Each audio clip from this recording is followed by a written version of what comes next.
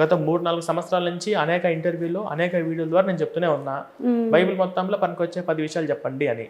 కనీసం ఒక్కరైనా ప్రవీణ్ ఇలా అడుగుతున్నాడు. సో 10 విషయాలు నేను చెప్తాను చూడండి. ఇదో ఈ అధ్యాయం, ఈ వచనం, సో ఈ వచనం ఈ విధంగా ఉపయోగపడుతుంది అని చెప్పిన వాళ్ళు లేరు ఇప్పటివరకు. నిన్న కూడా ఒక ఆయనతో డిబేట్ చేసిన. ఆయన డిబేట్ చేస్తే మొత్తం అసలు బైబిల్ ఓపెన్ చేయట్లేదు, బైబిల్ చదవట్లేదు.